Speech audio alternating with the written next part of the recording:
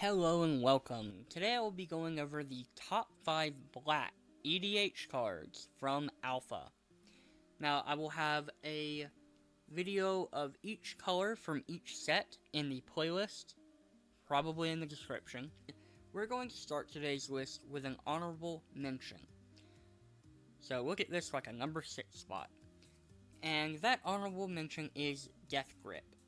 So, I bet you didn't know black had a counter spell. Well, hold your horses. It's not quite as good as you think it is. Death Grip is black and black for an enchantment. And the enchantment says, black, counter target green spell. So for 2 black mana, you can counter a Craterhoof Behemoth, or a Giant Growth, or, green stuff. I'm sure if you're watching this, you know what green cards do. So, honorable mention here, just because it's niche, it can save you, kinda. I don't suggest playing this card, of course, unless you know your playgroup super well and everyone plays green for some reason. It would be super funny, though, if you countered their Sylvan Library or their Craterhoof Behemoth or their Tooth and Nail, and just kinda stopped them from winning the game that turn, but it's a bit too niche for me to recommend playing. So, let's move on to our actual number 5, Fear. Now, I'm reading the Oracle text for these cards because the non-Oracle text is ridiculous, and I don't want to be here all day. So, Fear says, black, enchantment aura. So, 2 black for an enchantment aura. Enchant creature. Enchanted creature has fear. Gee willikers. Actually, the original card didn't say that. The original card said target creature cannot be blocked by any other creature or any creature other than artifact creatures and black creatures. That's right, the card Fear predates the mechanic Fear. So, interesting little bit of tidbit there. Fear was a card before it was a keyword.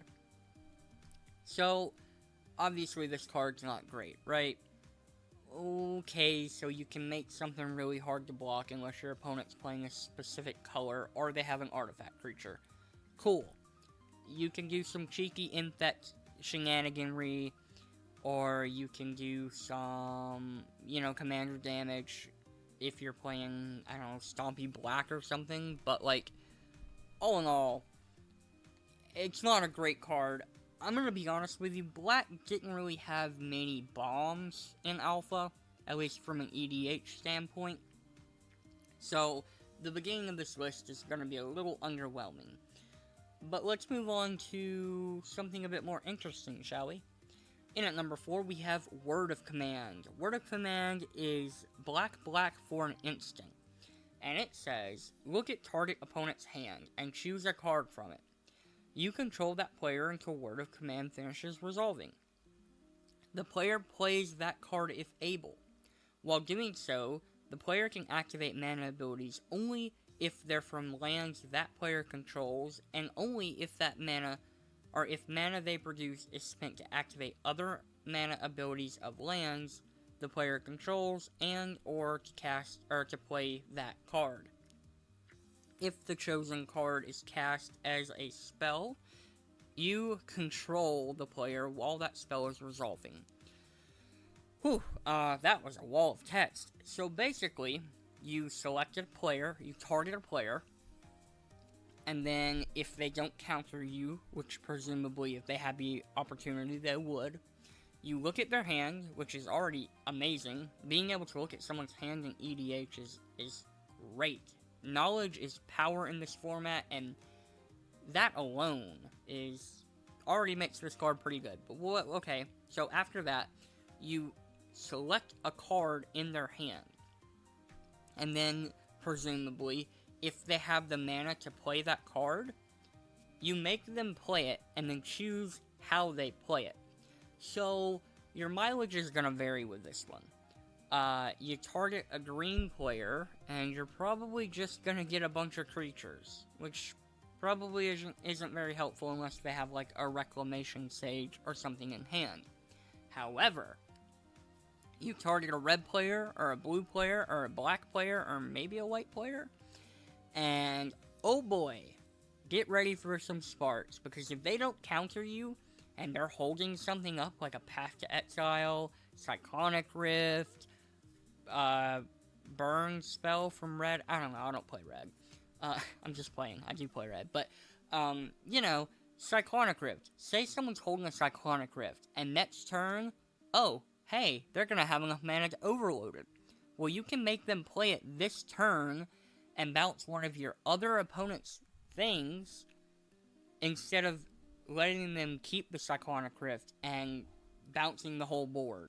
So, just taking that ability away from them is incredible. Say one of your opponents has a Path to Exile in hand. Well, oh boy, you get to Path to Exile one of your other opponent's cards, or theirs, from their hand. It's a really cool card in concept, but, I mean, it's really variable. Again, your mileage varies depending on your opponents and what's in their hands, and sure, looking into someone's hand is pretty good, so even if you don't find anything worth playing, just knowing what they're planning, or seeing how many combo pieces they have, can be valuable in itself, but, I mean, in actual playability, this card's not super great. It's definitely not worth the price tag that it's fetching right now, because it's on the reserve list, and it's rare, and blah blah blah. But it's an interesting card, and it's probably one of the more fair cards on this list, because of the inherent flaw of not knowing what your opponent has before you play it. Now, if you can combo it with something that lets you know what your opponent has before you play it, it's probably better, because you can actively choose what opponent would be best to target with it. But aside from the inherent flaws, the card's interesting, and I really like the design aspect of this card, and I wish more cards mirrored this. But as far as overall playability, it's okay.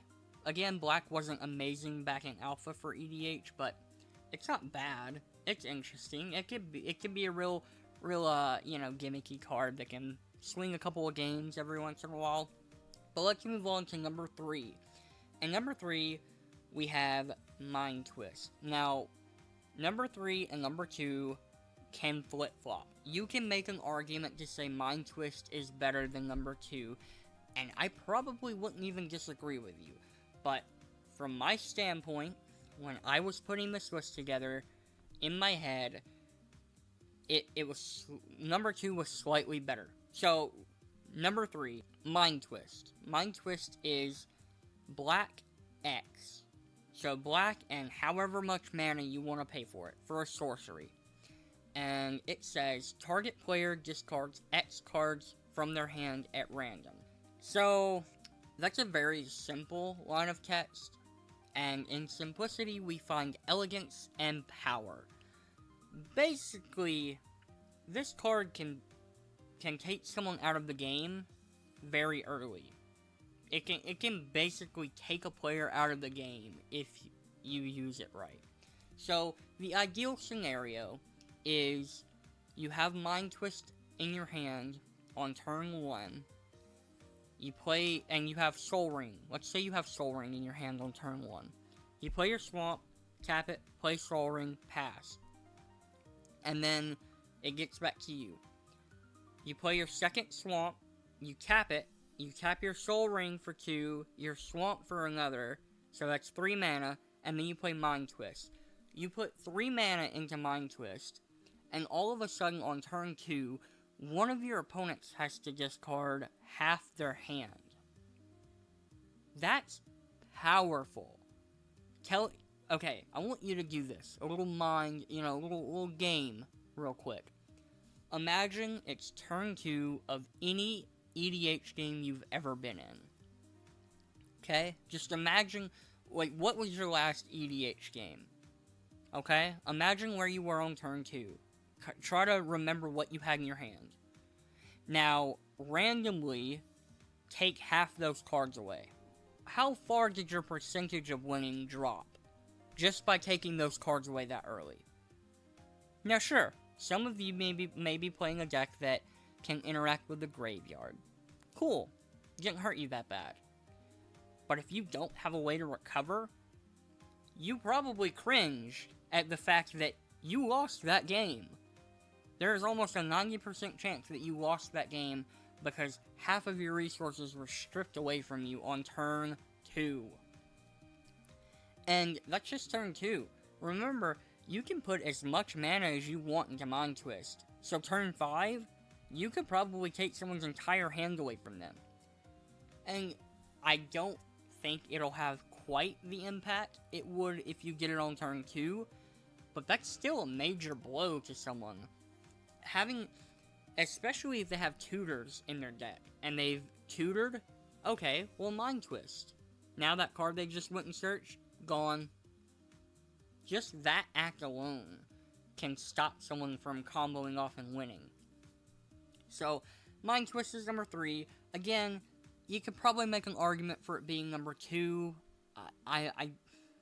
I'm kind of going back and forth on that myself, but at the end of the day, I'm sticking to my guns. Mind Twist at number 3. Number 2, Dark Ritual. Dark Ritual is probably the most simple card in Alpha, as far as what it does. You pay 1 black, and you get 3 black in your mana pool. It's an instant. It's probably the simplest card I can think of. Pay 1, get 3. Now, in other formats, that's good. Okay? Paying 1 to get 3 mana. Cool. That's good. You're net positive 2 mana. Because you had to pay 1 to play it. So, awesome. In Commander, that's more than good. Let's imagine this card said, I don't know, play your commander 2 turns early. Okay, now it's amazing. That's basically what Dark Ritual says. If you have a 5-drop commander, and you have no ramp, but you've hit every land drop you need to. So every turn you get a land drop, but you don't have any signets, you don't have a soul ring or anything. You can play a 5-drop commander on turn 3 with no ramp besides Dark Ritual. That is incredible. That is, again, it's soul ring returns. It's soul ring mana efficiency in an instant card. So, aside from a counterspell, your opponent can't interact with it. Right? Because Soul Ring is usually the first target for artifact destruction. Good luck destroying Dark Ritual. Again, maybe your opponent wants to counterspell it, but is that so bad? You forced your opponent to use up their mana on such an early turn? That's not bad. I mean, that doesn't sound too bad. So, Dark Ritual number 2, I feel like the only reason you could say Mind Twist is better is because Mind Twist scales better with game progression. So, the longer the game goes on, Mind Twist kind of gets better. Like, it doesn't get really bad, but Dark Ritual is far less impactful on turn 10 than it is on turn 2. Usually on turn 10, 2 extra mana is not really going to do a whole lot, but you can still Mind Twist and completely remove someone's hand from the game with Mind Twist. So, I don't know, an argument could be made that Mind Twist is better than Dark Ritual, but in all of my opinion, which is all this video is an opinion, Dark Ritual is a solid number 2, and just a great black card. So, let's move on to number 1, and say it with me because absolutely 0 people should be surprised. Number 1 is Demonic Tutor. Okay, so in case you've never seen this card for some reason, Demonic Tutor is 1 black and 1 colorless for a sorcery that says, search your library for a card, put that card into your hand, shuffle your library. Again, we come back to simplicity being power. It's such a simple effect, right? Search your library for a card, put it in your hand, shuffle your library. And for such a cheap cost, two mana. What this means, though, especially for our format, where we have access to so many cards, so many powerful cards in EDH, this card basically acts as a copy of any card in our deck. In EDH, in a singleton format, having an extra copy of any card in your deck is one of the most powerful effects that you could ask for. Being able to splay your deck out on a table and say, you know what, I think I want this card right now. I'm gonna grab this. That is insane. One of the hardest deck building elements in EDH is trying to balance your deck knowing that you have 99 cards and each one besides your basic lands are different. You can't have a single copy of any other card. So when a card that basically says, hey, you know that whole one copy of every card thing? Yeah, don't worry about it. I'm gonna let you go find it right now. Like, that's so powerful. And it's really hard to understand how much more powerful this is in EDH than it is in, like, Modern or even Legacy, you know, or any regular format. If you only play Modern or you only play Legacy, you really can't begin to understand how powerful this card is. Because you can have 4 copies of it, you know? I don't even know if it's legal in Modern, by the way. I don't play Modern. But, like, being able to have 4 copies of a card in your deck really depreciates the value of Demonic Tutor. Because when you have 1 copy in 99 that you have to hope to draw, or you have to try and deck thin to get to, Demonic Tutor becomes so much better. It's really, like, you can't overstate how powerful this card is. It's just the best, it's possibly the best black card ever for EDH. I would I'm gonna go as far as to say this is better than Gristlebrand. It's at least more efficient than Gristlebrand. It's more, variable. You know, you can put it in far more decks. It's more helpful to almost any deck than Gristlebrand. The only reason it hasn't been banned is because it's, like, Gristlebrand was power, right? That card, you pay 7 life, draw 7 cards. That's stupidly powerful, but it also costs 7, you know? Or 8, no, it costs 8, that's right, it costs 8. Demonic Tutor is a turn 2 anything you want in your hand, right? I don't have to go on, you guys get it. This card's stupid, it's dumb, it's the fucking, like, granddaddy of all tutor spell. It's literally the reason we call tutor effects, is Demonic Tutor. That's why all the tutors are called that. That's where the namesake comes from. Hell, this card's so good. Think about it. This card's so good that on the first Black Planeswalker card, they had to nerf this effect to give it to Liliana. She couldn't have Demonic Tutor on her because she would be too powerful. And these are supposed to be the powerhouse cards of the game. And even that was, Wizards was like, no, we can't do that again. Demonic Tutor was fucking stupid. It was dumb. Look at Vampiric Tutor if you want evidence. Look at how much more that mana you have to pay to get that effect now. Demonic Tutor is easily number 1. You can argue about Dark Ritual and Mind Twist and their placement, but I doubt anyone is going to complain that Demonic Tutor is number 1. So thank you guys for watching. I hope you enjoyed this list. I'm probably going to do Blue next, so look out for that. It should be fun. Blue was kind of the opposite of black back in the day. Blue was stupid powerful. There are probably no shortage of overpowered blue cards, so it's going to be a lot more, you know, hard. It's going to be a lot harder to pick the blue cards. Thanks for watching, guys. I hope you enjoyed this video.